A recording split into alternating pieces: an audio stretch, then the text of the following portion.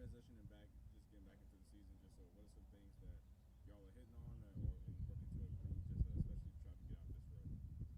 Yeah, I would say a big theme for us is just keep pounding the rock, as Chris has said, and if we just keep putting in like those very competitive training sessions one day at a time, and focus on that day in front of us, you know, we have the talent, we know what we're capable of, and so we just work on the execution, and everything will just fall into place if we just keep doing that.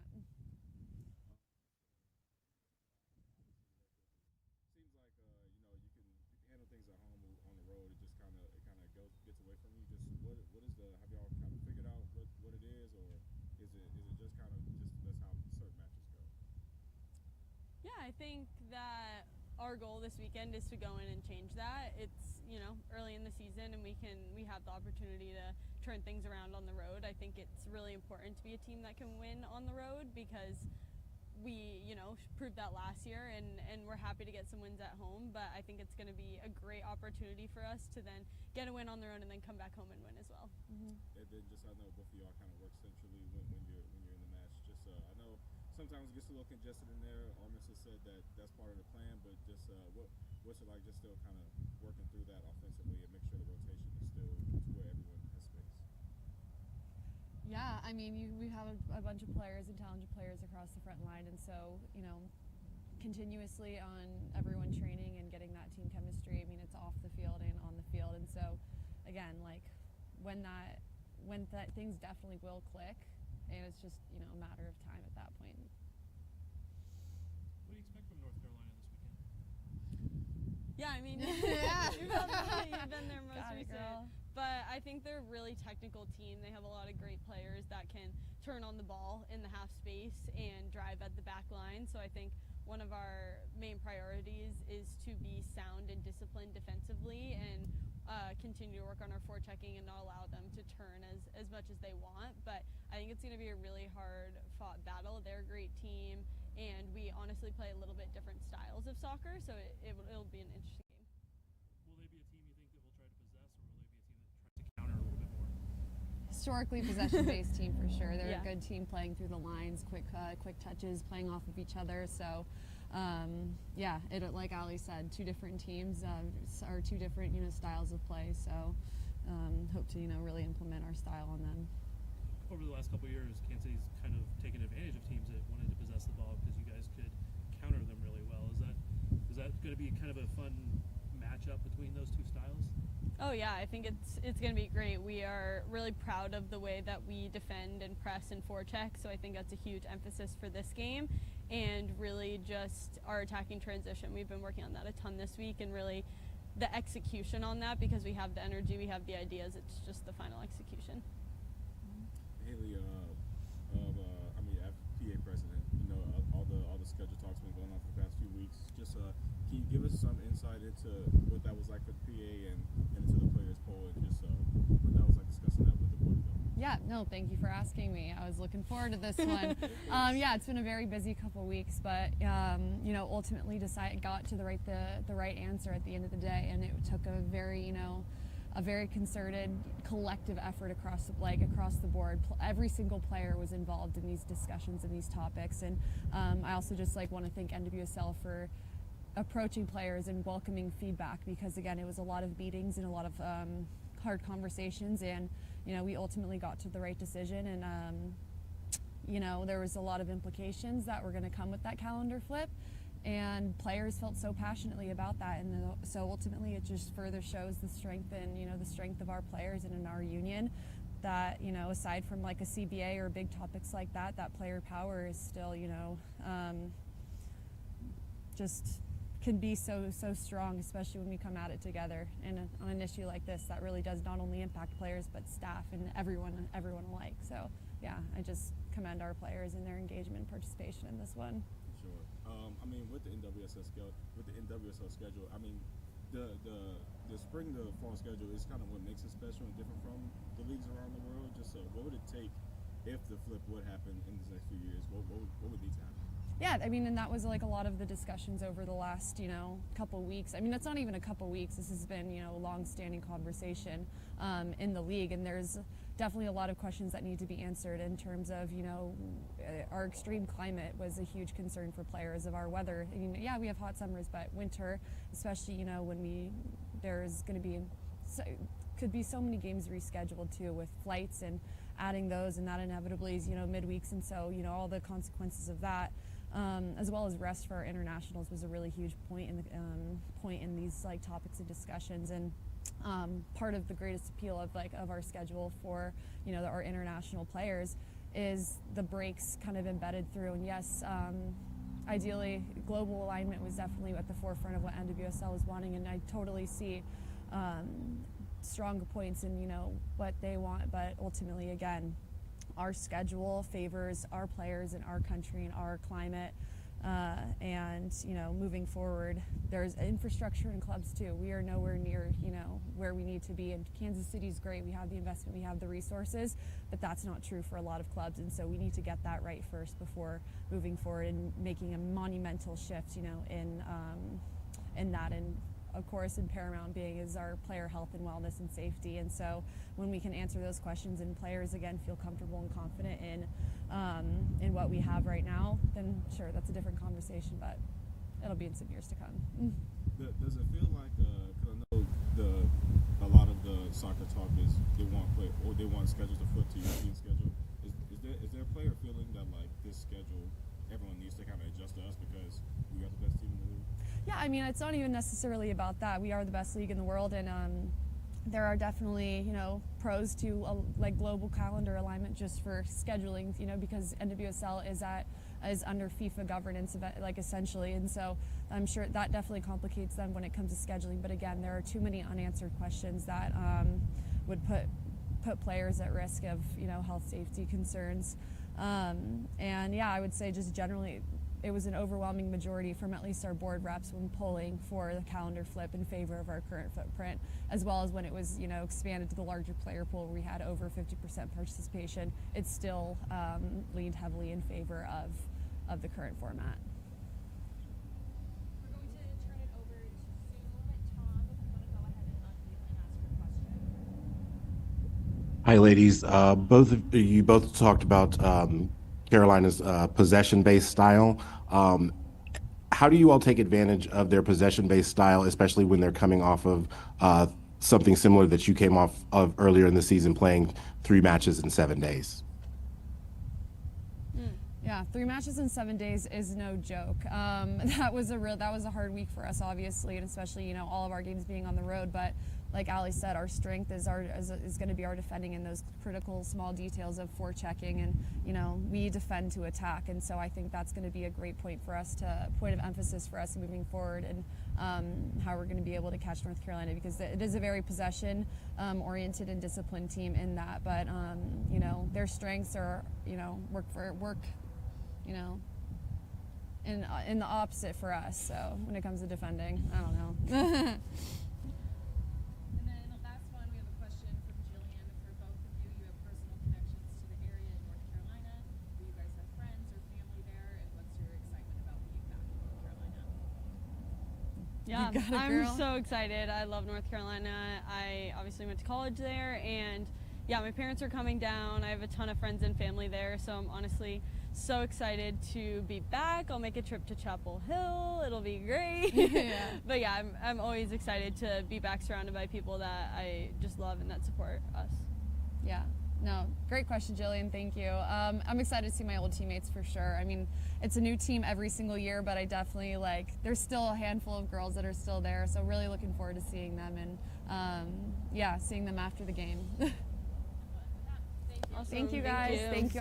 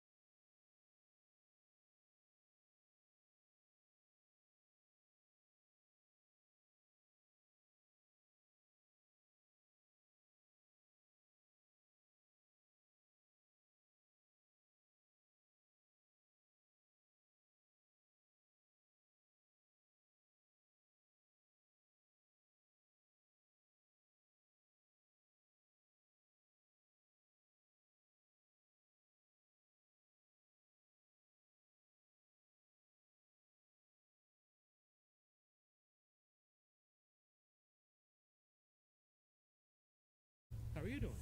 Doing good. All right, Thanks. we are back with head coach Chris Armas.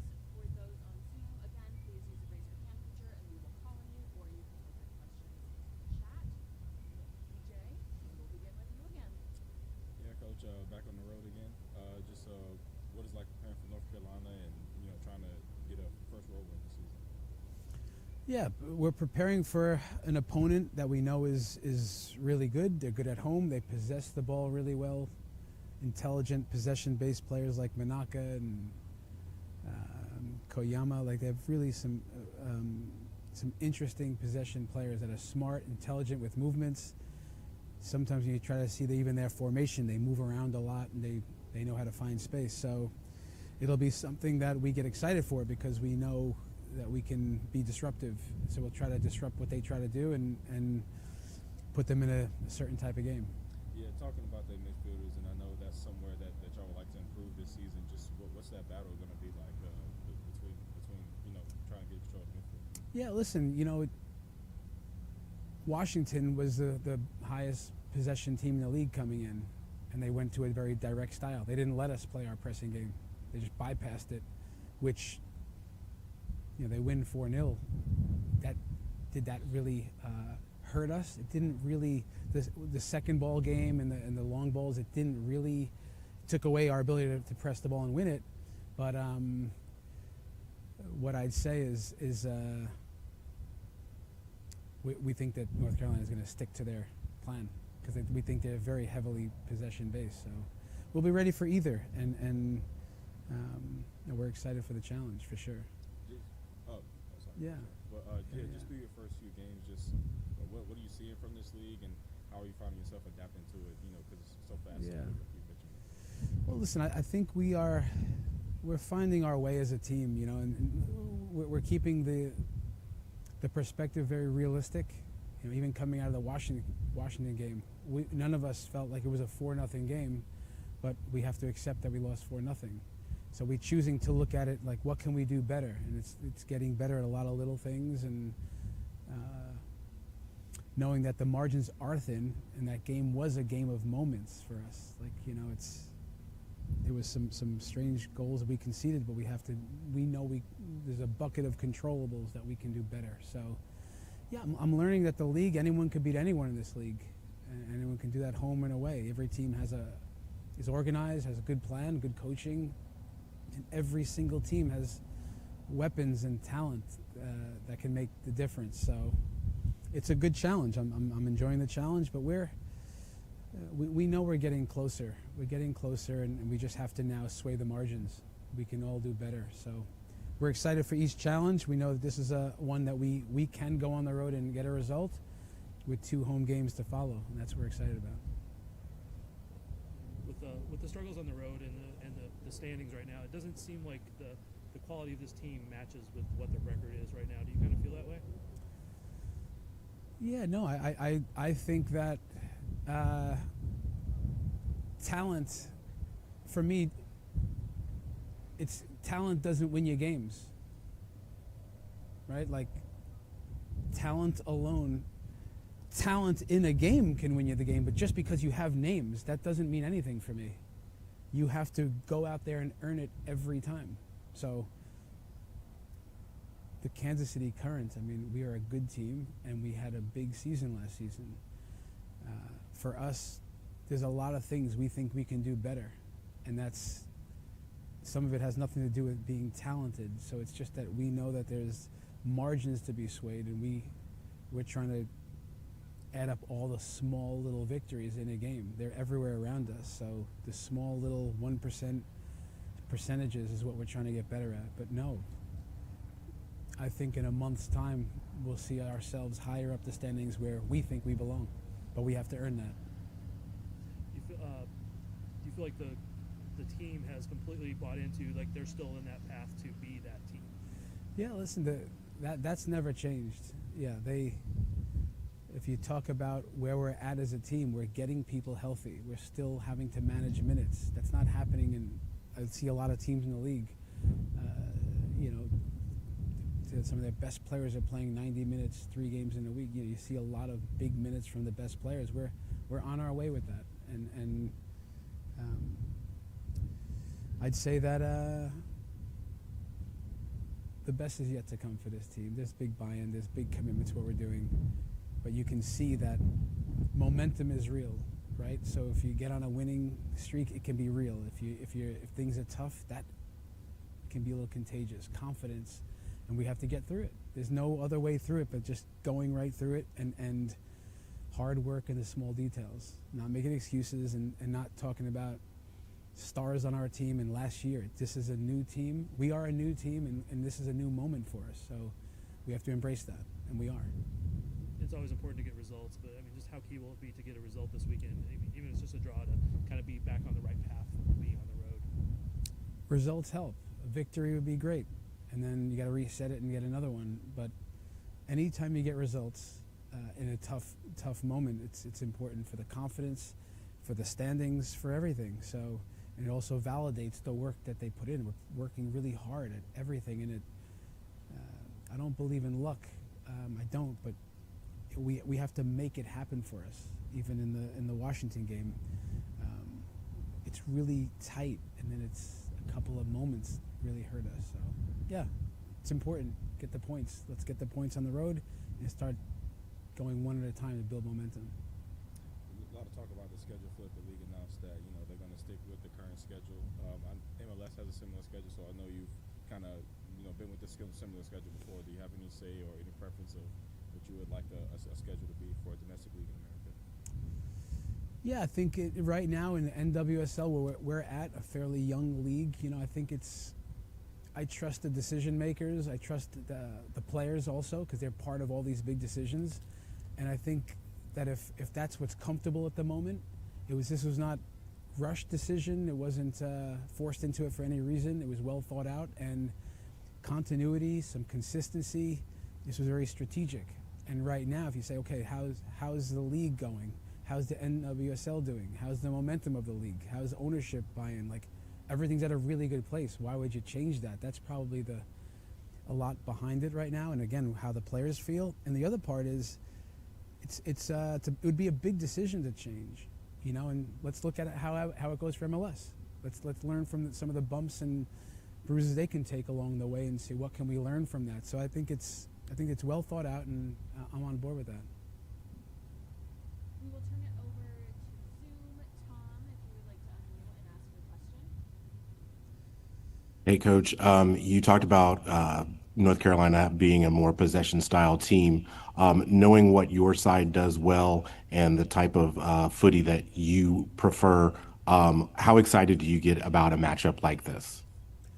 Yeah, I'm more than a tactical excitement, because if I go into the game and we go into the game thinking it's going to be a day of just us defending in mid-block and trying to disrupt their possession-based, they could very well go more direct into the 9 and play off the 9 and have a different plan. So I'm more excited about to see how we step on the pitch, how we show up. Can we put them in a really intensive game? Transition, you can see, we think we know how to make them uncomfortable. So I'm excited to see how that plays out more than anything else. So typically, a team that likes to force mistakes and likes to press and high press like us, we do like the opponents that want to give us a chance to do that. Again, I think Washington had 9 goal kicks. They let us try to press them once. Everything else was long. So we might face that. So we got to be ready for everything. But I'm excited more for the game and attacking those 3 points, if I'm being honest. Tom, did you have any follow-ups to that? No, thank you so much for your time, Coach. You got it. Thank you. And then the last question we have from Jillian. Coach, what are some of your major takeaways from the Washington Spirit match? I mean, the big takeaways is that the margins are just so thin in sport and in the NWSL, that quite honestly imagine from a very realistic standpoint, maybe we could have been up 2-0, right? We get a breakaway with Croy Bethune, we get a one-on-one with Temwa, That's not like what if. We had those moments. You don't score all those moments, but for the chance that they go up 1-0, we have 2 chances to go up goals. And then, we're already talking on the bench about halftime. We have a good plan, and then we have a corner kick that we don't handle the best way. And now it's down 2-0. And now we're on the road against a good team in a sold-out stadium. And then now the already uphill battle against a good team, Kawasi and Rodman, it's just an uphill battle. So the big takeaway is that, we as much as we lost the game, we know we're closer than that showed, and that we're gonna work hard to sway those margins. That's the big takeaway. That if a few plays go differently, maybe the whole thing could have looked different, but we then have to accept that it didn't. That's the big takeaway.